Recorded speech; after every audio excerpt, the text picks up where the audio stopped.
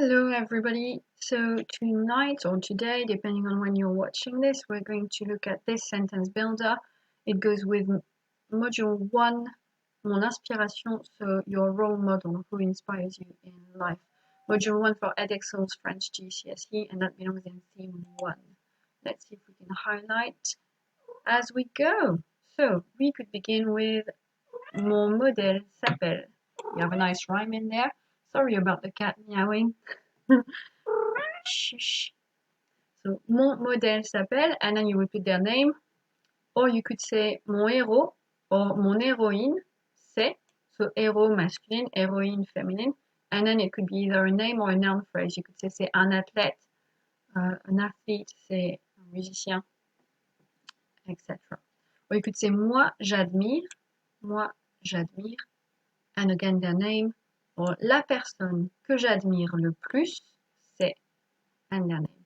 Or if you don't want to use the superlative phrase in brackets, you could just say la personne que j'admire, c'est.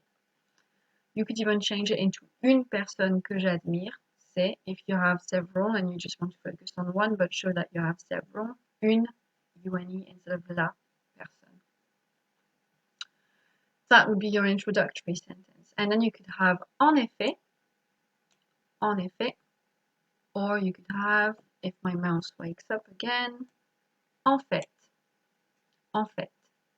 So normally we wouldn't pronounce the T, but here we do it. I could not tell you why. Tell me why. No, I decided not to do any editing, so I need to not sing in the middle. So, go back to the start of this one. En effet, j'aimerais bien être comme lui. I would like to be like him. Or j'aimerais bien être comme elle. I would like to be like her. J'aimerais bien être comme lui. J'aimerais bien être comme elle. Sorry. Then you could also justify it by saying, en effet, j'admire sa créativité, or j'admire sa détermination, j'admire son courage, j'admire son talent. I did that really weirdly, but that's fine. Back in progress. So, en effet, j'admire, blah blah blah. You could also say, en fait, j'admire, blah blah blah. Or, en fait, il m'impressionne énormément. Or, en fait, elle m'impressionne énormément. Il m'impressionne énormément. Elle m'impressionne énormément. Don't hesitate to slow down the YouTube video if I'm going a little bit too fast for you. So once we've set the scene and said who it was we admire and if we'd like to be like them or what we admire about them or that they impress us, we can then use a bit of past tense. Oh, there's a capital letter that shouldn't be there in this one. Sorry. So we could start by saying what they are. So c'est un athlète or c'est une athlète. C'est un acteur, c'est une actrice, c'est un diplomate, c'est une diplomate. C'est un artiste, c'est une artiste. C'est une figure historique. Une figure historique is always feminine, even when it's referring to a man. C'est un activiste, or c'est une activiste. So every time you choose un for masculine and une for feminine, we don't have a version of the article for non-binary in French. We do have a pronoun now, it's gone into the French dictionary. It's il for they, non-binary. I-E-L it's spelled, which is quite cool. So anyway, c'est un athlète, and then we're going to have a subordinate clause in the perfect tense for actions they have done that basically mean you now admire them. So qui, in this case, means who. Sometimes it will mean that, but here it's who. So we say qui. Never say the you here. It's like a key you use to open a door. So c'est un athlète qui, or c'est une actrice qui, c'est un diplomate qui. And then you would have, for example, a travaillé très dur pour devenir.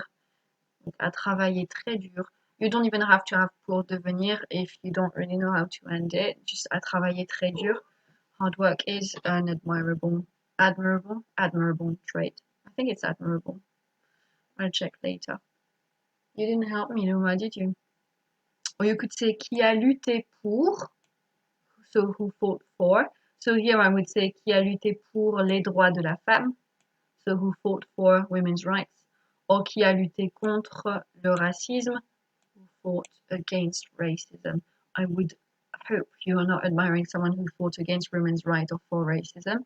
And I'm told apparently the order I put it in could be confusing. I figured the first preposition goes with the first noun phrase, second preposition with the second noun phrase.